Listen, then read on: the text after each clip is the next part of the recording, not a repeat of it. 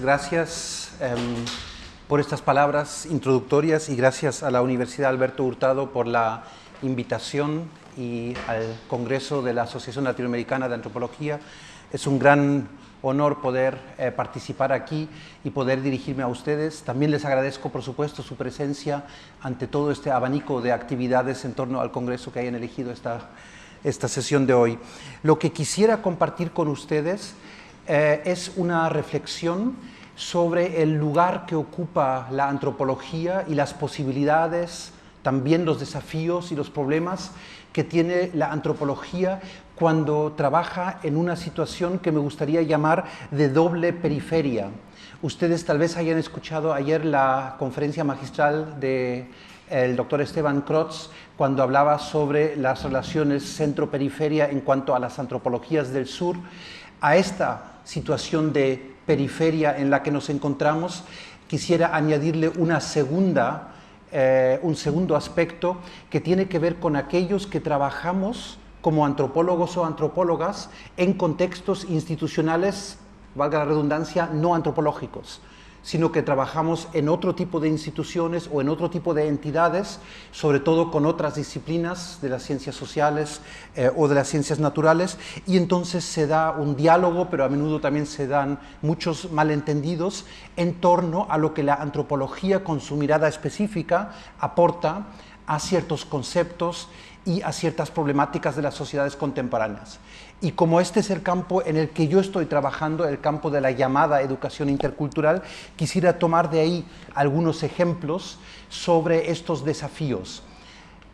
Pienso que hay un problema en la antropología en general, no solo en la latinoamericana, en la antropología en general, pero que se agudiza en nuestro diálogo con otras ciencias sociales, sobre todo cuando confundimos el objeto de investigación con los sujetos investigados o sujetos co-investigadores como los que yo quisiera plantearles. ¿Por qué la confusión? Porque a menudo hablamos de la antropología de los indígenas, de la antropología del campesinado, de la antropología de los sujetos urbanos, como si esos fueran nuestros objetos de investigación en el sentido conceptual, en el sentido teórico. Y lo que planteo y lo que muchos planteamos, obviamente, es que esos no son nuestros objetos de investigación. Nuestros objetos de investigación deberían ser las desigualdades, las diversidades, los conflictos, etcétera, etcétera, y que se materializan en constelaciones entre diferentes sujetos. Entonces, como digo, voy a tomar el caso del debate sobre la diversidad en el contexto latinoamericano como punto de partida para detenerme en algunas de estas problemáticas. Para comenzar, muy brevemente, para recordarles que este discurso sobre la diversidad, llámese multiculturalismo, interculturalidad, etcétera, tiene distintos orígenes regionales y tiene distintos sabores geográficos. No es lo mismo lo que ha ocurrido desde los 60 en el contexto anglosajón, canadiense, estadounidense, etcétera, que lo que ha ocurrido desde el 92 o en torno al 92 en el contexto latinoamericano, el renacer de las identidades indígenas, de los pueblos originarios, y tampoco es lo mismo que en el contexto europeo, donde los nuevos regionalismos aparecen a partir de la integración europea, que se da esa paradoja de cuanto más integración supranacional, mayores identidades subnacionales, como en este caso es un ejemplo de Andalucía, donde estuve trabajando anteriormente. Entonces, lo que quisiera hacer con este punto de partida es brevemente delimitar el campo con algunas notas introductorias. Después, en segundo lugar, hablar de modelos y enfoques que distinguimos en el debate antropológico, pedagógico, etcétera, sobre diversidad e interculturalidad, y a partir de ahí hacer como algunas tesis, lanzar algunas tesis para el debate, cuál es la mirada antropológica y la aportación de la antropología a este abanico de cuestiones, que tiene que ver con reflexividad y comparación, que para mí son dos de las fuerzas mayores de la antropología, tiene que ver con propuestas programáticas, que quería darle algunos ejemplos, pero también tiene que ver con una redefinición y, desde mi punto de vista, una profundización de la aportación de la etnografía a esto que Boaventura de Sousa Santos ha acuñado como ecología de saberes. Y luego termino con algunas tesis para el debate más conceptual de lo que me gusta llamar las gramáticas o la gramática de la diversidad. Entonces, muy brevemente, algunas notas introductorias. Como ustedes recordarán, el debate sobre diversidad, diferencia en el ámbito de las ciencias sociales y las humanidades surge en momentos diferentes, en contextos históricos muy distintos. De ahí el lío conceptual que tenemos, porque se habla de lo multi, de lo inter, de lo pluri, dependiendo de disciplinas, dependiendo de contextos geográficos y dependiendo también de constelaciones históricas. Me gustaría recordar simplemente que esta cuestión sobre el reconocimiento de la diferencia y la diversidad no es un logro académico, no es ni siquiera un problema académico originalmente, sino que viene de movimientos sociales que reivindican el reconocimiento de su lugar en una sociedad que los ha estado ninguneando, invisibilizando durante muchas décadas, incluso en algunos contextos durante muchos siglos. Entonces, lo que en el contexto anglosajón se acuñó como multiculturalismo es este programa de reconocimiento de la diferencia para lograr un mayor equilibrio de poder entre llamadas mayorías y llamadas minorías, que como ustedes saben, con los cambios demográficos en países como Canadá o Estados Unidos ya no se puede hablar en estos términos simplistas de mayoría y minoría. Este énfasis en lo multicultural tiene mucho que ver, y luego voy a mostrarlo con algunos ejemplos, con la lógica en la que funcionan dichas sociedades, que es una lógica que, sobre todo en el contexto estadounidense, sigue pensándose en términos cromáticos de color de piel, en términos de blanco y negro, y no solo en el sentido de color de piel, sino en el reconocimiento de diferencias. Y esas diferencias hay que estabilizarlas, hay que separarlas para reconocerlas como tales. Contra este discurso surge desde los años 80 y 90, sobre todo en Latinoamérica, pero también en el contexto más continental europeo, un contradiscurso. En Francia, por ejemplo, apenas se utiliza el término multicultural, sino que se habla desde un inicio, Viviorca y otros, de lo intercultural, por una parte porque lo multicultural les sonaba demasiado gringo, pero por otra parte para hacer hincapié en la interacción de los diferentes y no solo en el reconocimiento de su hecho diferencial. Y por eso es una concepción que en el contexto de los Estados-naciones postcoloniales latinoamericanos también nos pareció más cercano. Movimientos indígenas, movimientos afrodescendientes y muchos otros movimientos sociales comienzan desde los 90 aproximadamente a hablar de propuestas de interculturalidad en el ámbito educativo, en el ámbito de la jurisprudencia, en el ámbito de la salud, etcétera, etcétera, ¿no? Entonces, esto es como un segundo tipo de discurso.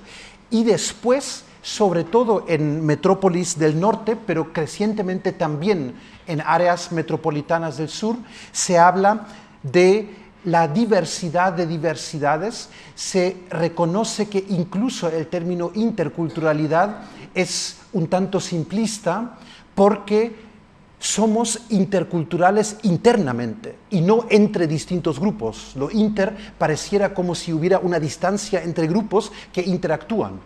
Pero en un aula de una escuela primaria de cualquiera de las grandes metrópolis de hoy en día, donde hay 20 lenguas maternas, 5 confesiones religiosas, etcétera, en el aula, no tiene mucho sentido hablar de lo inter, sino que sería más bien la diversidad interna que aportan estos actores. Y por eso algunos y algunas teóricas proponen hablar menos de lo intercultural y más de las distintas fuentes de diversidad, de género, de etnicidad, de religión, de lengua, etcétera, etcétera, y que esa diversidad se concatena en constelaciones, como ellos lo llaman, hiperdiversas. Y por supuesto piensan sobre todo, como mencionaba, en estos contextos de migraciones hacia grandes aglomeraciones urbanas, pero si rascamos un poco, veremos que también en los contextos rurales, indígenas, latinoamericanos, donde nos habíamos acostumbrado por nuestra mirada indigenista, por nuestro lente indigenista de distinguir entre indígenas, mestizos, criollos, pero si rascamos acerca de las identidades contemporáneas, nos vamos a dar cuenta nuevamente que ahí también hay diversidad de diversidades. Hay diversidades étnicas, hay diversidades religiosas, pero también hay diversidades subculturales como este grupo de darquetos totonacos de ahí de la región de Veracruz donde trabajo. Eso significa que necesitamos nuevas herramientas conceptuales para realmente reflejar lo que está ocurriendo en nuestras sociedades contemporáneas. Y para esto quisiera una segunda acotación introductoria, quisiera distinguir como recordatorio que no estamos hablando siempre de los mismos términos, los términos no son neutros, sino que detrás hay una política de definición de términos en función de los intereses de cada actor.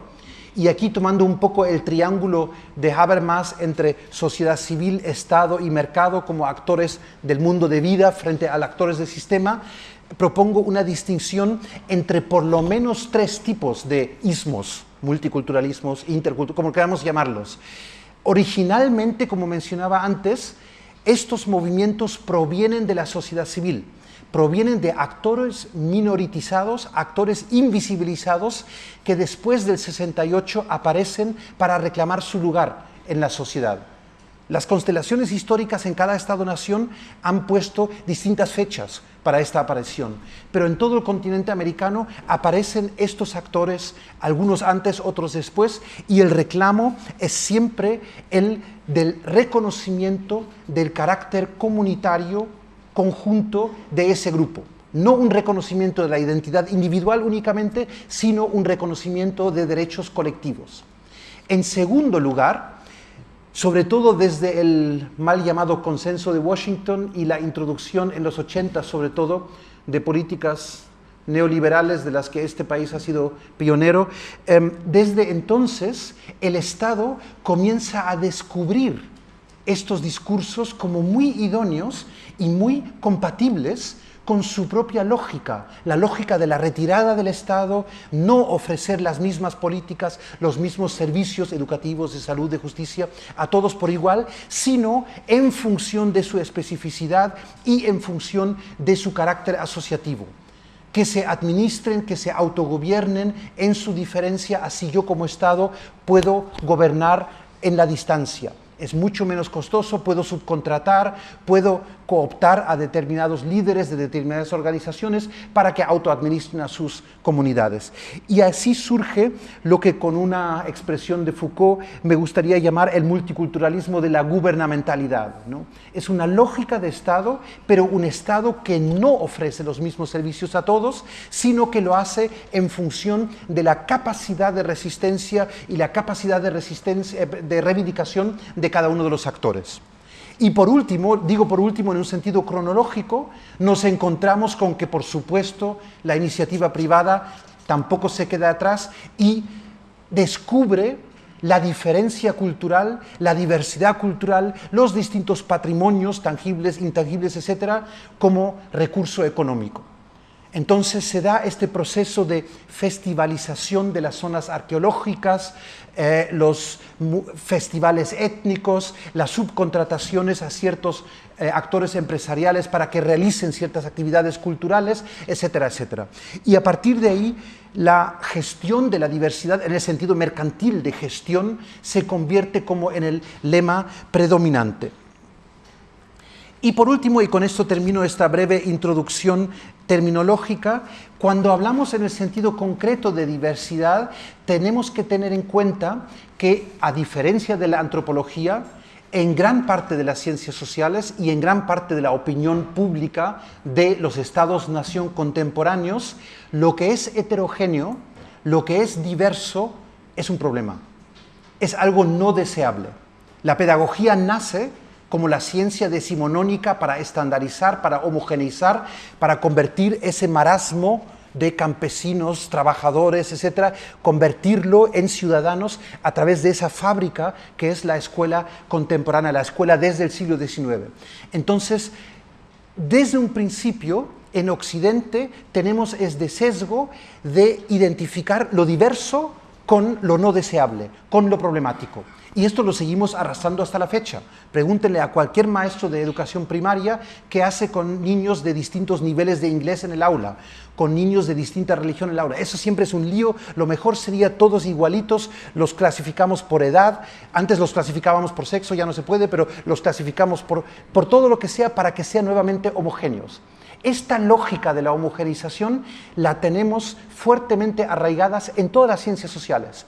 Incluso nuestra forma de definir conceptos, nuestra forma de reificar conceptos, de esencializar identidades, tiene que ver con este afán de entender la diversidad siempre como algo problemático. Y en función de eso se le trata a esa diversidad asimilando, segregando, integrando, pero siempre hay que hacer algo porque la diversidad es el problema. En segundo lugar, sobre todo por los movimientos sociales, en gran parte el movimiento feminista, los movimientos ecologistas y últimamente, sobre todo, los movimientos indígenas a nivel internacional han logrado establecer la diversidad de género, la diversidad étnica, la diversidad religiosa y sobre todo la diversidad lingüística como fuente de derechos. Tú tienes derecho a que se te enseñe, a que se te alfabetice en tu lengua materna. Tú tienes derecho a vivir tu propia cultura en tu entorno comunitario, etc. A partir de ahí, la diversidad, que el Estado-Nación sigue viendo como lioso, problemático y negativo, aparte se convierte en fuente de derechos. Y eso genera nuevas políticas, políticas de reconocimiento de racismo, políticas de visibilización de discriminaciones y con eso también la tarea de generar políticas proactivas de antidiscriminación, de antirracismo, etcétera, para prevenir ese tipo de marginaciones, etcétera. Entonces ahí tenemos como una segunda aceptación del concepto. Pero en tercer lugar, sobre todo desde las ciencias de la educación y desde el giro de Vygotsky, constructivismo, etcétera, nos damos cuenta que la diversidad, en el fondo, si la visibilizamos, si la tematizamos en el aula, la diversidad es una fuente de información, es una fuente de habilidades. Tener hablantes de distintas lenguas en un mismo aula no es un problema, es una suma de oportunidades para entender, para aprender entre lenguas, entre culturas, etc. Entonces, a partir de ahí, con nociones como el aprendizaje situado, partir del contexto del educando, etc., la diversidad comienza paulatinamente a ser descubierta también como un recurso.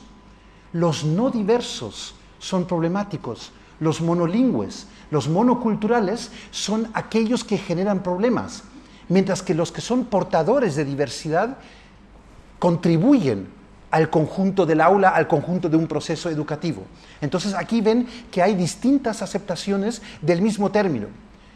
De la antropología, desde hace décadas, optamos por una noción de diversidad como un recurso, diversidad como algo positivo, por supuesto, pero cuando dialogamos con otras ciencias sociales hay muchísimos malentendidos en torno a estas aceptaciones.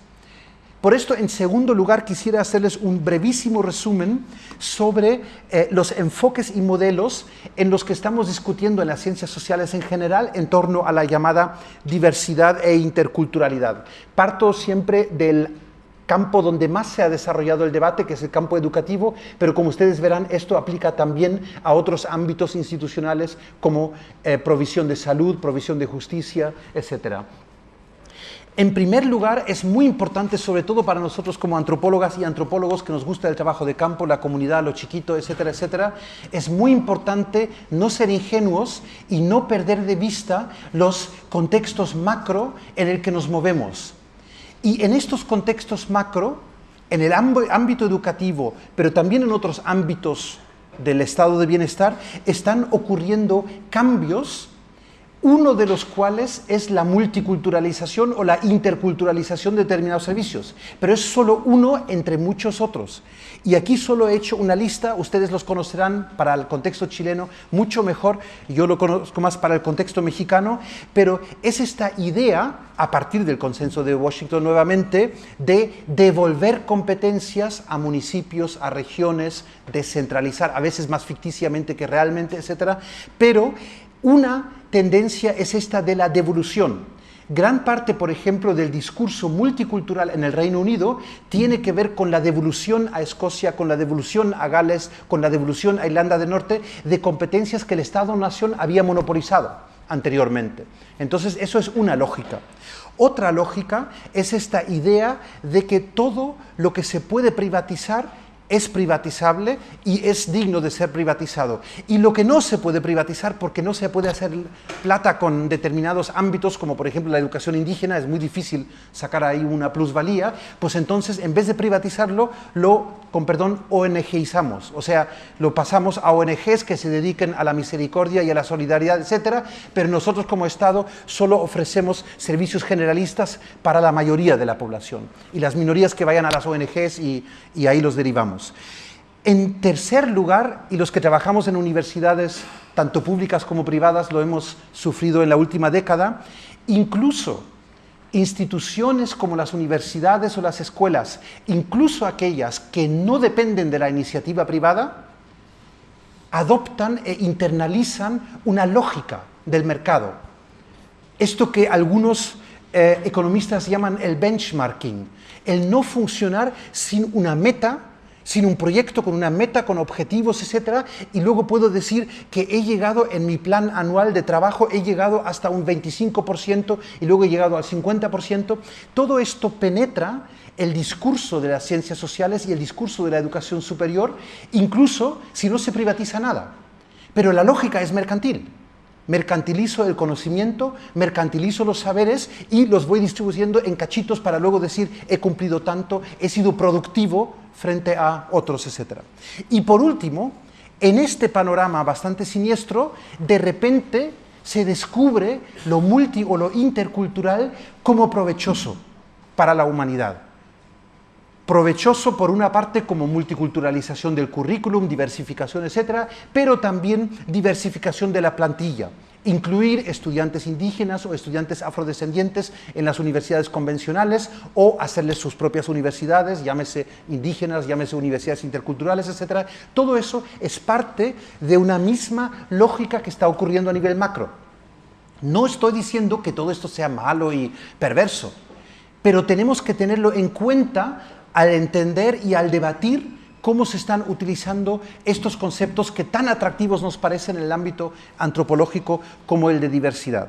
Y por supuesto el conjunto de estas combinaciones es lo que genera regímenes en algunos países más centralistas, como el país del que yo provengo de México, otros países mucho más federalizados, algunos más públicos, otros más privados, etc. Y ahí entra también esta cuestión de un currículum más universalista, más estandarizado o un currículum más diversificado, más localmente arraigado. Este es el primer contexto que quería mencionarles a nivel macro. El segundo contexto, incluso más importante para nosotros, es lo que ha ocurrido desde 1992, desde todo el debate sobre la característica del llamado quinto centenario, en la relación entre el Estado-nación postcolonial, por una parte, y los pueblos indígenas, los pueblos originarios. Ha habido procesos, ha habido grandes avances en el sentido de reconocimiento de derechos. La práctica totalidad de las constituciones latinoamericanas ha sido modificada. Se reconoce la composición multi, pluri, inter, eso depende de cada país, de su población. En el caso de los pueblos afrodescendientes hay mucho menos avance en esto que de los pueblos originarios. Colombia es una excepción, hay otras excepciones, pero en general hay un reconocimiento jurídico de la diversidad étnica cultural. También hay un avance en el sentido de la visibilización de la diferencia en medios de comunicación, en currículum escolar, etcétera, etcétera. Y esto ahora ha desencadenado el debate sobre hacia dónde tiene que transitar este tipo de reconocimiento. ¿Es un asunto solo de las, llamémoslos así, minorías, pueblos originarios, grupos afrodescendientes, o es un asunto de toda la sociedad? ¿Es más importante empoderar a los grupos que históricamente han sido marginados? ¿O es más importante transversalizar competencias para que el conjunto de la sociedad evolucione hacia modelos más incluyentes, menos discriminatorios, etcétera, etcétera. Y ahí es donde vemos ahora el debate actual de los modelos y enfoques en educación intercultural, en salud intercultural, en interlegalidad, como algunos lo llaman, o justicia, pluralismo jurídico. Y ahí vemos que hay una polarización entre modelos. Y por fines analíticos propongo esta distinción en primer lugar entre modelos descriptivos y modelos prescriptivos. Esto sobre todo lo propongo porque, como mencionaba al comienzo, desde la antropología estamos constantemente dialogando con otras ciencias sociales. Y en otras ciencias sociales hay un fuerte sesgo normativo. Lo digo sobre todo en mi diálogo continuo con la pedagogía, donde hay muchísimo más interés en prescribir que en analizar la realidad. Hay muchísimo más sensación de que ya tenemos la solución en vez de ponerse a analizar dónde está el problema para generar soluciones. Entonces hay un desequilibrio en el diálogo, por ejemplo, entre antropología y pedagogía, entre los que hacemos más énfasis en la necesidad de primero inductivamente analizar la realidad para ver dónde está realmente el problema, por ejemplo, en una aula multilingüe, que su composición multilingüe como tal no es el problema, etc. Y aquellos que desde un principio recurren a ciertas nociones para problematizar, para esencializar, a veces folclorizar las diferencias. Y en segundo lugar, y ahí tenemos mucha responsabilidad en la antropología clásica, en segundo lugar hay un enfrentamiento entre modelos estáticos y modelos dinámicos. ¿Qué entiendo por modelos estáticos? Ustedes no pueden imaginarse qué cantidad de bibliografía en psicología, en comunicación, en ciencias políticas, en economía, en ¿cómo se llama?, administración de empresas, etcétera, descubren la antropología, pero la antropología funcionalista de los años 30, 40, 50, etcétera, y toman la noción de cultura de esos ancestros nuestros para luego generar modelos completamente estáticos de cultura igual a etnicidad, igual a identidad, igual a género, igual, etcétera, etcétera. Y entonces se va mezclando toda esta diversidad de identidades que nosotros en antropología siempre procuramos deshebrar para distinguir. La antropología, digamos desde el giro postmoderno aproximadamente, la antropología ha transitado a nociones mucho más procesuales, mucho más contextuales de etnicidad, religión, género, etcétera, cultura sobre todo, pero en el diálogo con las otras ciencias sociales, por ejemplo, solo menciono la noción de aculturación que sigue utilizando la psicología social sobre todo. Algo que nosotros en la antropología se nos ponen un poco los pelos de punta, hablar de aculturación, que es un proceso como muy unidireccional y mecánico, estos elementos culturales que saltan de aquí a ahí y cambian algo, ¿no? Ya no lo hacemos, pero toda la psicología intercultural está basada en la noción de aculturación, ¿no? Entonces ahí vemos que hay una confrontación entre modelos más estáticos, esencializantes, y modelos más dinámicos, tal vez más híbridos en cuanto a los conceptos. Y si esto lo combinamos, tenemos un conjunto de nociones de multi frente a inter, más esencializante frente a más dinámicos, por una parte, y esa distinción entre lo que sería multiculturalidad e interculturalidad, más lo descriptivo, frente a los ismos, que es más lo prescriptivo, cómo debe ser la escuela, cómo debe ser el sistema jurídico, cómo debe ser la sociedad, sin siquiera estudiarlo. Entonces, esto es como un abanico muy general del debate que hay entre distintos modelos. ¿Cuál es ahora la aportación antropológica y mi propuesta del trabajo antropológico y del análisis antropológico de este tipo de diversidad? Quisiera proponerles una mirada tripartita, porque creo que la antropología y sobre todo la etnografía siguen proporcionándonos informaciones, datos de una riqueza, de un carácter descriptivo que en otras ciencias sociales simplemente no las generamos, no las aportamos. Sin embargo, no nos podemos quedar nuevamente en el hoy, aquí, ahora del presente etnográfico. Esta idea un tanto estática de hago mi trabajo de campo en mi comunidad y la comunidad la confundo con la localidad, que es prácticamente lo mismo, y ahí me quedo porque lo demás lo hacen los sociólogos y todo lo macro, etcétera. No, lo que tenemos que hacer desde una mirada de la otredad, que es un poco lo que somos como profesionales de la alteridad, de la relación entre lo propio y lo ajeno, lo que tenemos que hacer es desenmascarar ciertos procesos que van por una parte más allá, pero por otra parte más acá, de lo visible, de lo etnográficamente observable. Y me refiero sobre todo a estas estructuras y lógicas subyacentes.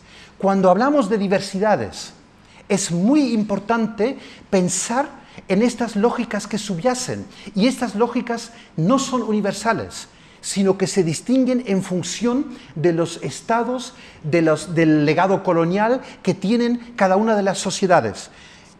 Se trata de distintas relaciones entre lo propio y lo ajeno, entre identidad y alteridad, distintas formas de cosificar al otro, de visibilizar al otro, porque si yo visibilizo al otro, lo que logro es invisibilizarme a mí mismo, es lo que las sociedades logran siempre. Esas mayorías que estigmatizan al otro, lo que logran es que la mayoría ya no es visible, es naturalizada y es de alguna forma internalizada. Y por eso retomo esta idea del sociólogo, antropólogo argelino Abdelmalek Sayat. Él decía que lo que a mí me interesa, como argelino en Francia, lo que a mí me interesa cuando yo estudio las migraciones no son los migrantes. Es lo menos interesante para mí, que soy hijo de migrantes. O sea, ¿para qué estudiar migrantes? ¿Porque son bichos raros? ¿Porque se mueven? Todo el mundo se mueve, ¿no?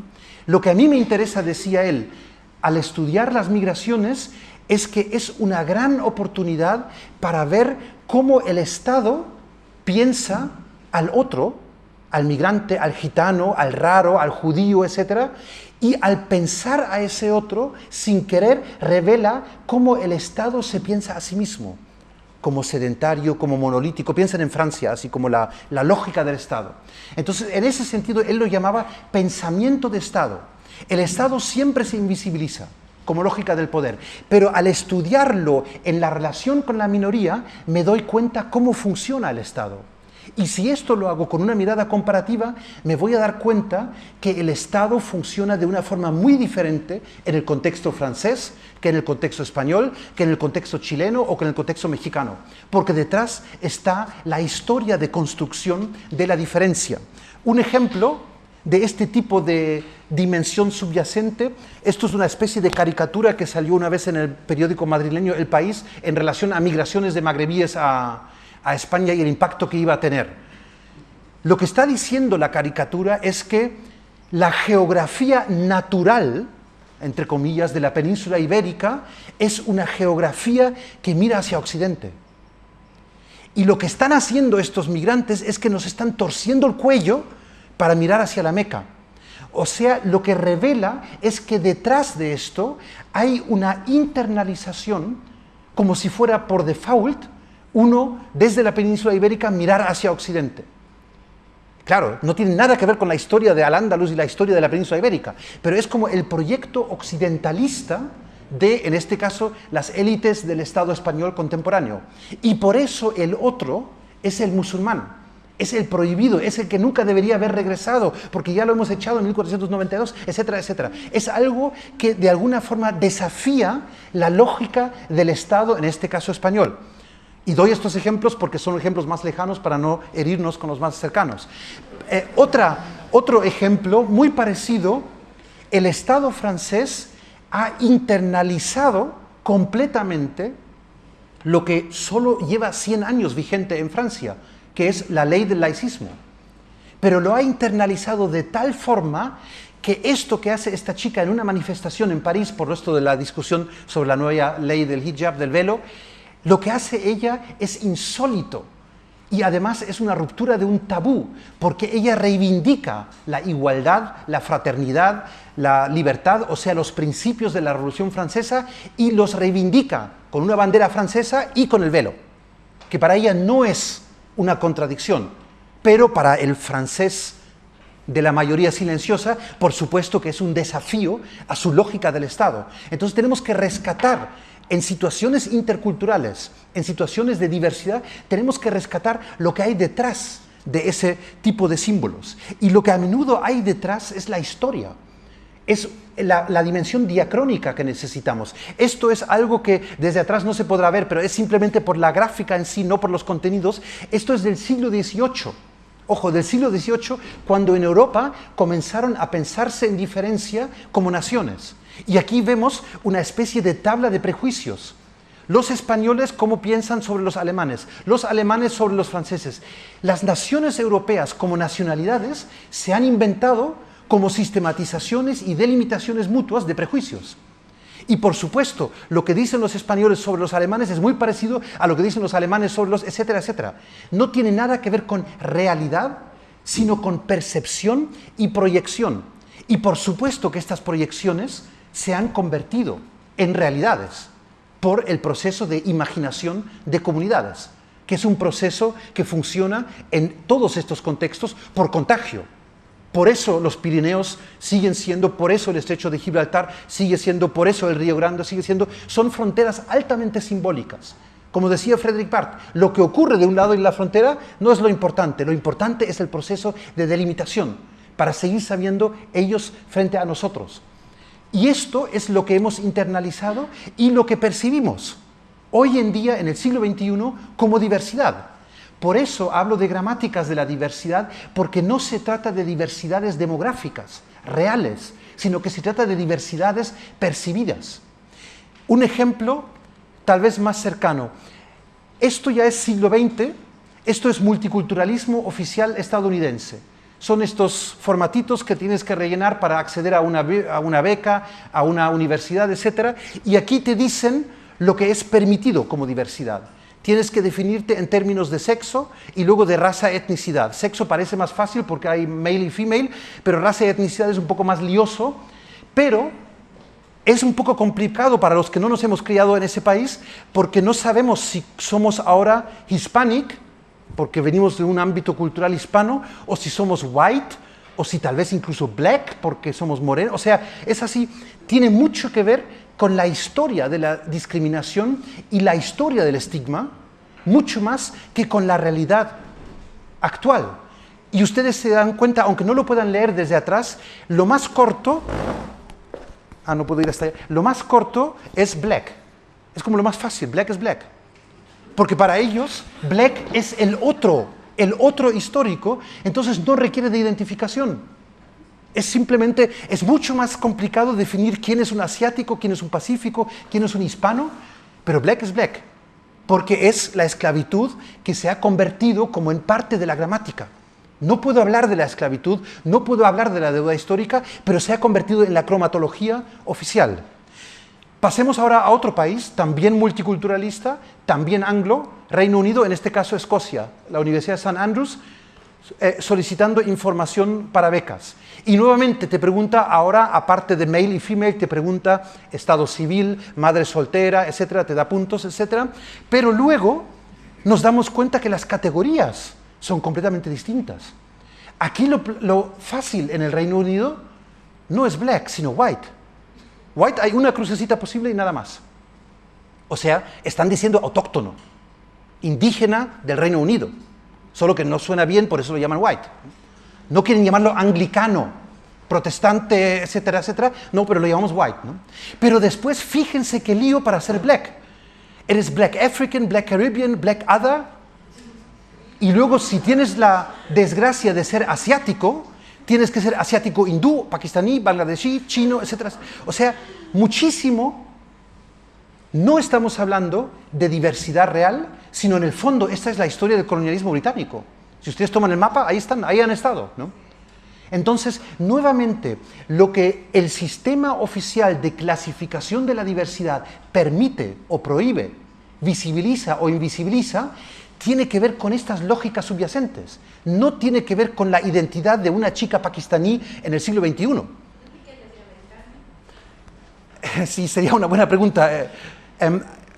Sobre todo estos jóvenes en el Reino Unido lograron, después de muchas batallas legales, que se incluyera esta categoría que tal vez no la puedan leer, any other ethnic group, cualquier otro grupo étnico. Tiene que ser étnico, ¿no?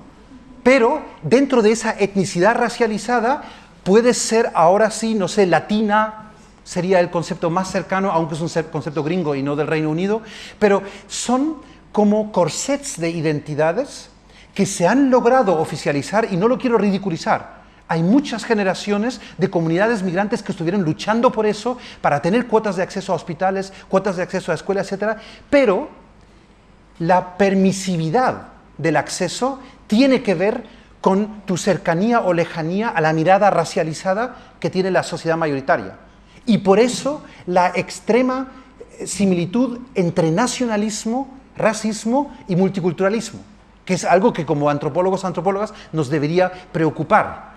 Y ahora brevemente, aunque duela al contexto latinoamericano, ¿qué hacemos aquí?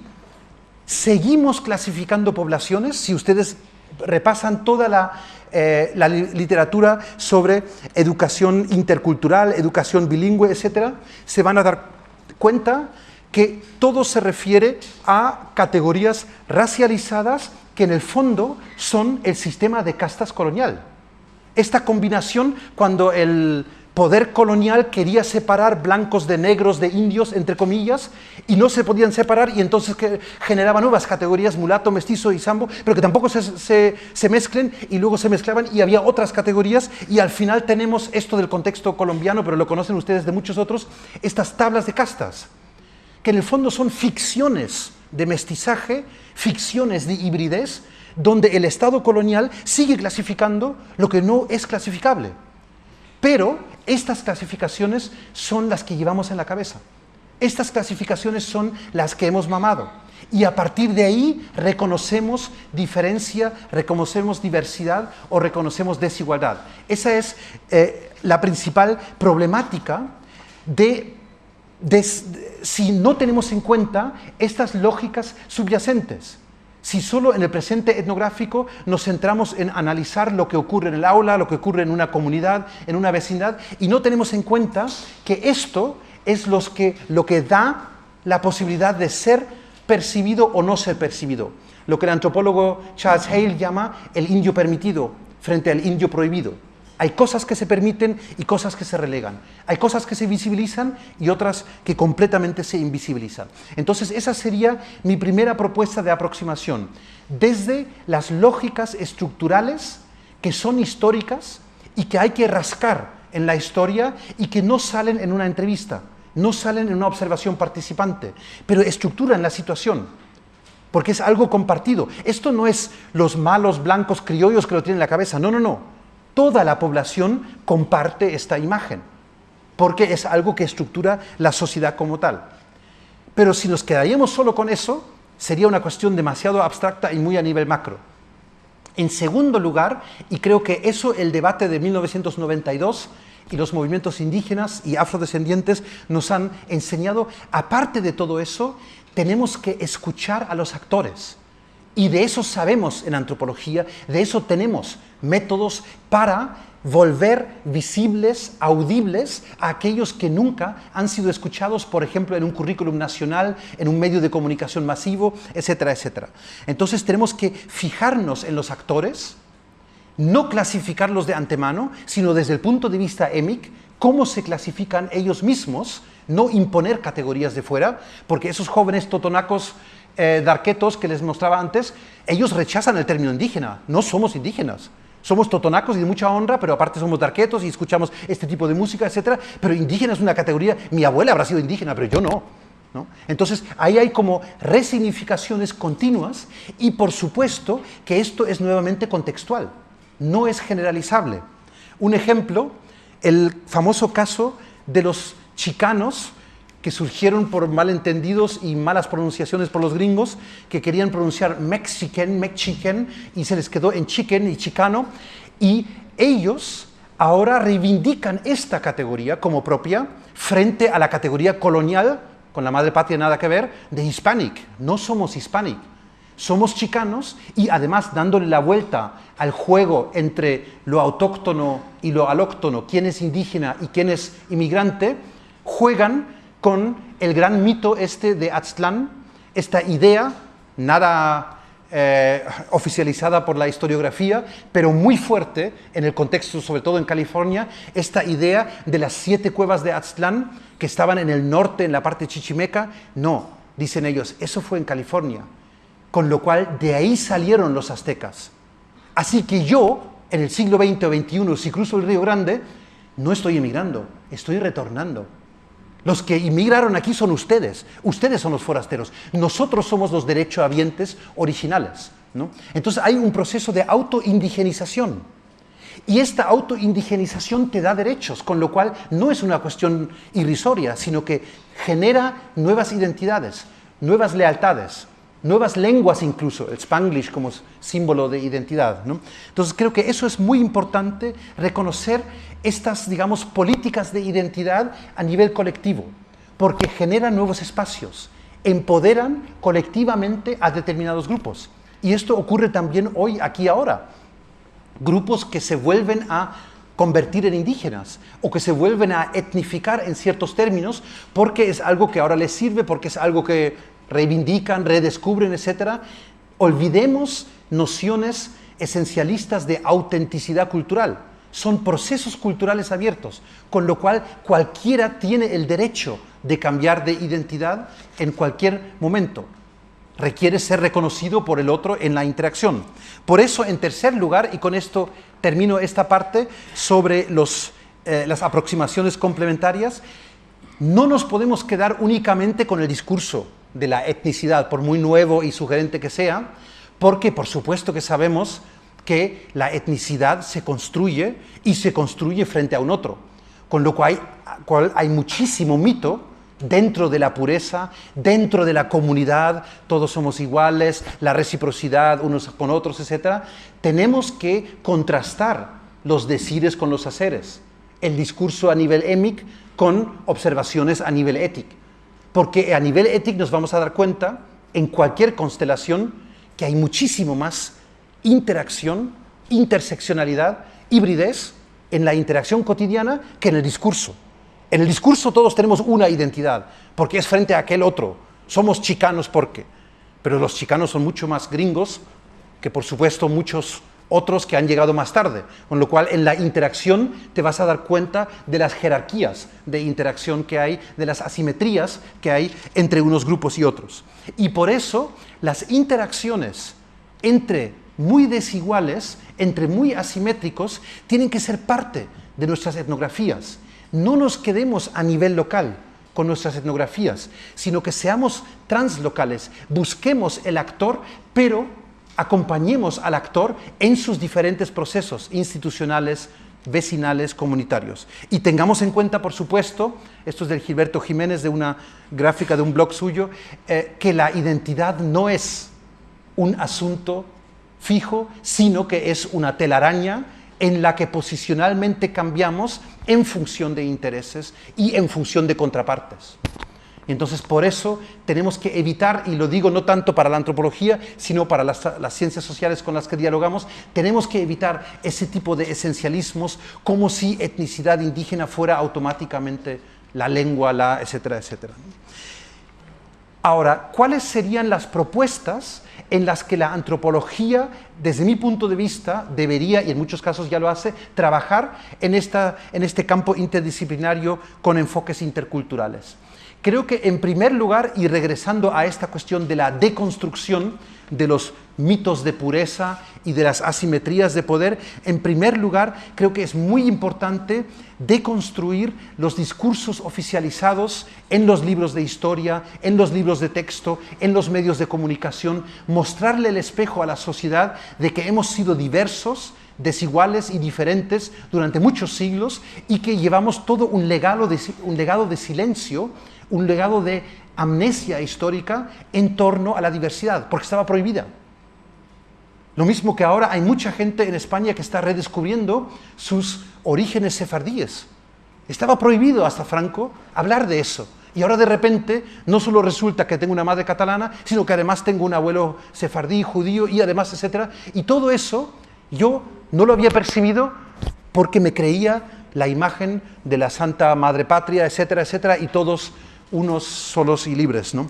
Entonces necesitamos en cada uno de nuestros contextos deconstruir mitos nacionalistas, mitos coloniales, mitos sexistas, etcétera, porque son los que han mantenido esa invisibilidad del poder frente a la sobrevisibilidad de los desempoderados. Un ejemplo del contexto alemán del que provengo originalmente: el Estado-nación alemán, con sus políticas de integración de inmigrantes, ha construido esta bipolaridad, esta dicotomía entre la mujer campesina anatola de Turquía, la madre, y luego su hija, asimilada exitosamente, se ha convertido incluso en funcionaria, en policía municipal, etc., con lo cual hay un proceso unidireccional de asimilación para resolver el problema de la diversidad.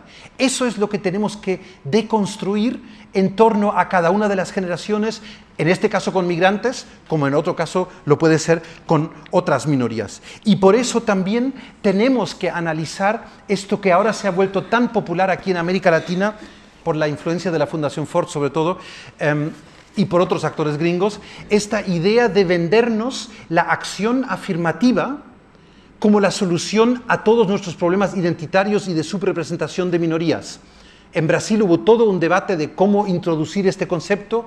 En muchos casos tengo la sensación de que con la acción afirmativa, tal como lo promueve la Fundación Ford, se está re-racializando algo que con el mestizaje, con la hibridación, con la globalización, se había abierto mucho más en sentido identitario.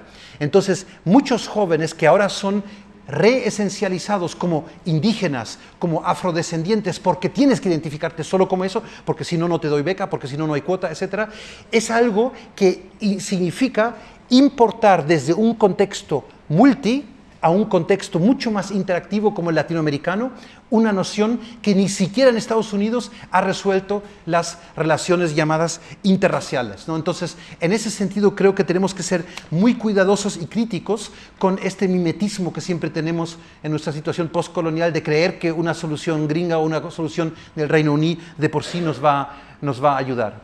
En segundo lugar, tenemos que buscar en los distintos discursos, en este caso educativos, qué es lo que se incluye y qué es lo que se excluye de las historias silenciadas, de los mitos fundacionales, esto del bicentenario de la independencia.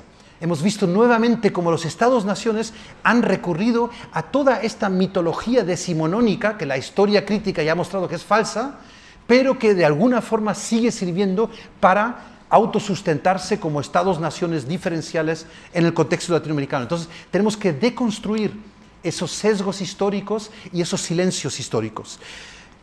Tenemos a la vez, voy a saltarme algunos ejemplos por falta de tiempo, tenemos a la vez que ver qué se está haciendo en la llamada educación descolonial o en la educación popular crítica con determinados discursos donde, como en este caso de la Universidad Intercultural Amautai-Huasi de Ecuador, donde se toman elementos de una mitología, en este caso una cosmología, en este caso andino, y se vuelve parte de un currículum oficial. Por una parte muy bien, porque se reconoce, se visibiliza, etc., pero por otra parte lo que se está haciendo es cosificar una cosmovisión viva, campesina, indígena, comunitaria, que sirve en un contexto de saberes, haceres locales, comunitarios, y ahora se vuelve parte de una institucionalidad oficial, se vuelve parte de un contenido curricular. ¿No será esto la última y más eficaz forma de colonialidad del saber? De apropiarse ahora de las cosmovisiones indígenas para volverlas partes de un currículum intercultural, porque normalmente el currículum como tal no se cuestiona. Currículum, como muchos pedagogos críticos han mostrado, el currículum es el quid del poder en el aula, en la institución educativa. El que controla el currículum controla la escuela, sea el Ministerio de Educación, sea la comunidad escolar, quien sea. Entonces no se cuestiona la noción de currículum, sino que se multiculturaliza, se folcloriza, se pinta de distintos colores, pero no se cuestiona la necesidad del currículum como medida disciplinaria entre educadores y educandos, ¿no?, en la misma comunidad escolar. Entonces, yo creo que son nuevas trampas que nos estamos tendiendo. Y, por supuesto, también tenemos que analizar críticamente, como mostraba con el ejemplo de la Fundación Ford, pero es solo un ejemplo. como no soy gringo sino alemán, debería también mencionar la GTZ, que es la cooperación, Agencia de Cooperación Alemana para el Desarrollo, que es una de las principales inventoras de medidas de educación intercultural bilingüe que no hacen en su país, pero que aquí sí pueden experimentar, y entonces se van como contagiando modelos. Mateos Cortés, la autora de este esquema, lo llama como una especie de epidemiología del discurso intercultural. Se va contagiando de un contexto a otro. Ahora, por ejemplo, en Colombia, el debate existe que las comunidades afrocolombianas las están como obligando a convertirse en pueblos indígenas, en pueblos originarios. Porque si te pintas de indígena, si te pintas de étnico, si te pintas de lingüísticamente diferente, tienes acceso a derechos diferenciales. Si mantienes tu legado proveniente de la esclavitud, de los cimarrones, etc., eso no es suficiente como para postularse como diferente, como indígena. Esto es muy peligroso desde mi punto de vista. Ustedes lo pueden ver hoy en día en la prensa, en el contexto español, con el posible desmembramiento del Estado español. El Estado español, desde la democracia, ha funcionado con esa misma lógica. Piénsate en la diferencia y cuanto más diferente eres a Madrid, más competencias te voy a dar, más autonomía a nivel regional te voy a dar. Y entonces, claro, los catalanes lo tenían más fácil por su lengua. Los vascos tuvieron que inventarse una cosa de su factor RH, de su raza, etc. Pero bueno, también lo lograron.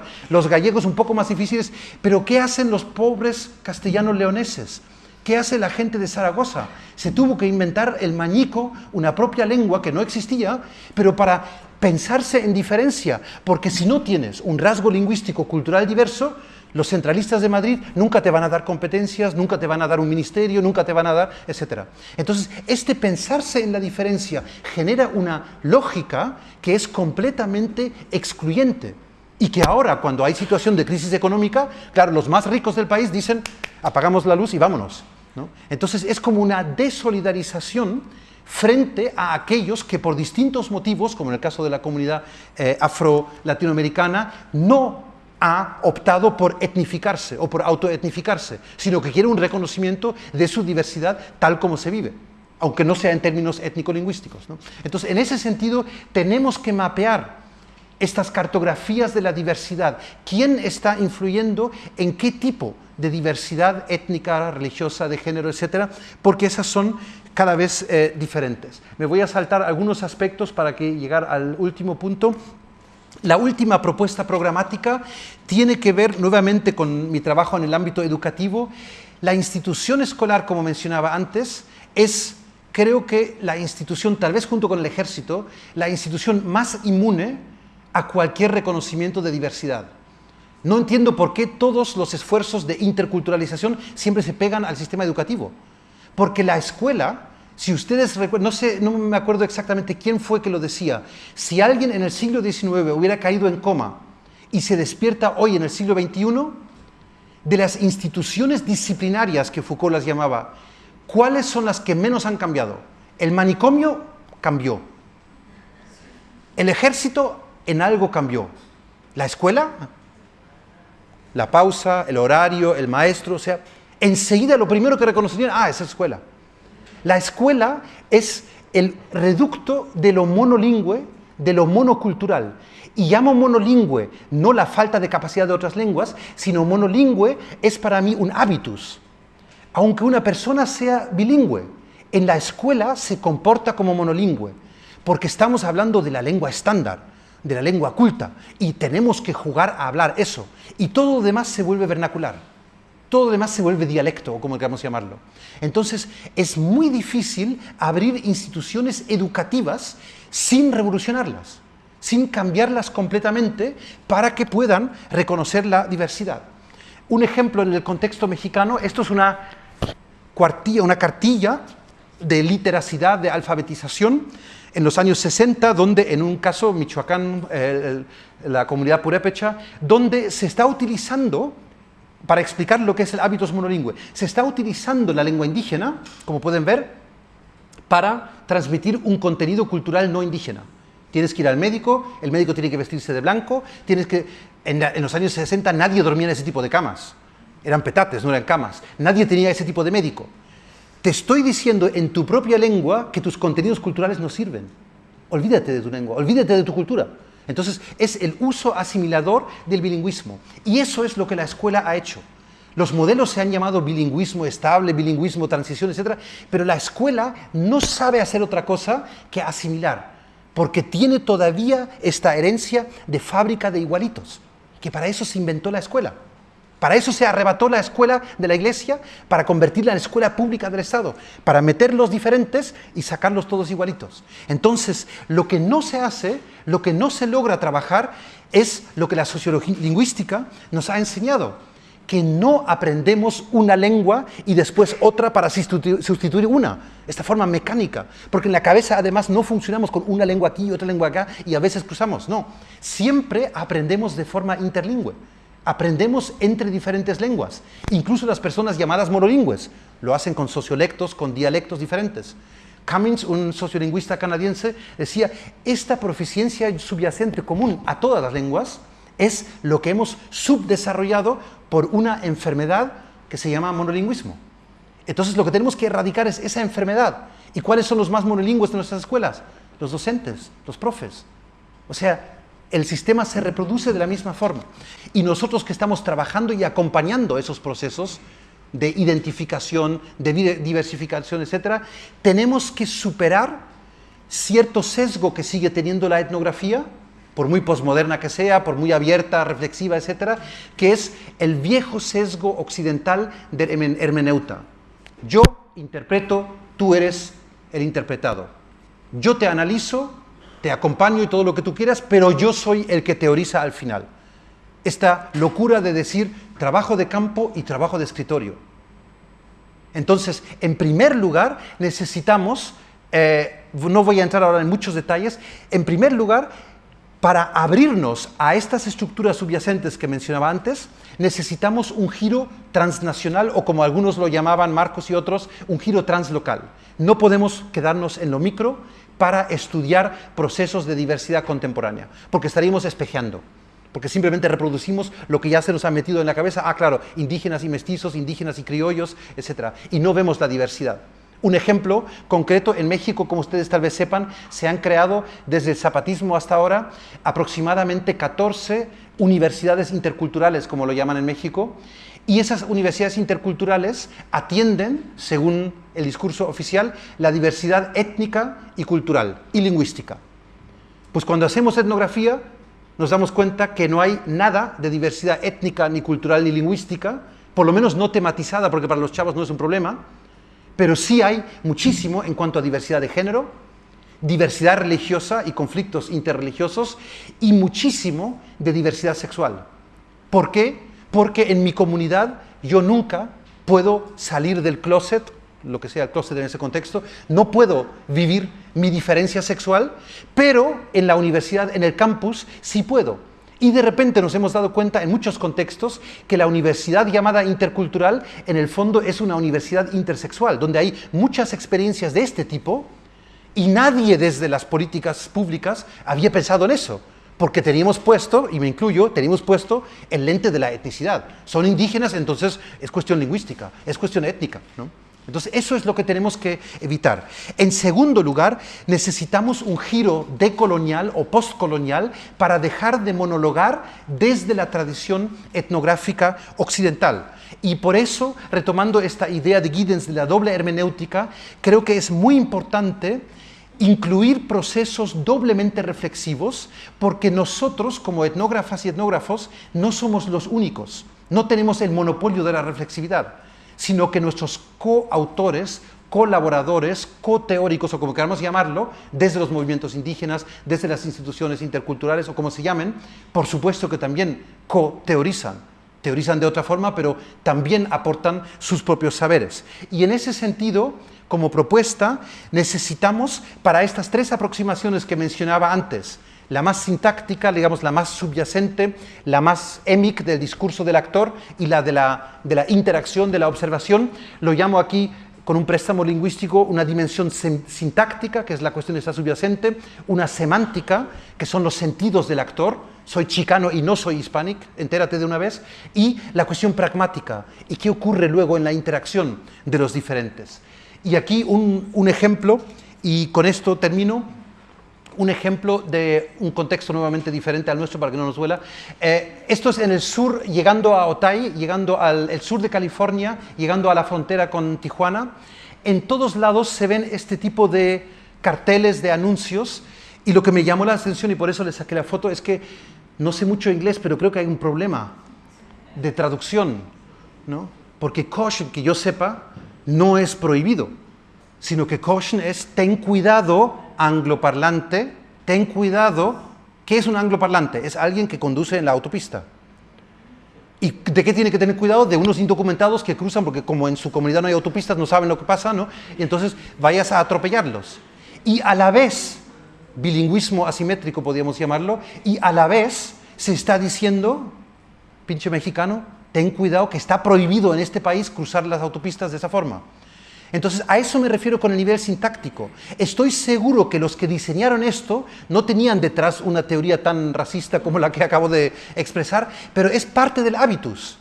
Es parte, digamos, de una comunidad bilingüe como en el sur de California, de tener claro desde un principio que el hispanoparlante es indocumentado, hasta que no pruebe lo contrario. Y el angloparlante es un legal. Y además tiene carro, el otro va a pie, ¿y quién va a pie en Estados Unidos? O sea, no. Entonces, con eso vemos que necesitamos analizar críticamente este tipo de coincidencias entre diversidad, por una parte, cultural, entre desigualdad, en este caso desigualdad legal, socioeconómica, racista, digamos, y por otra parte, cuestiones de diferencia, ¿no? De identidades étnicas. Muchísimas gracias.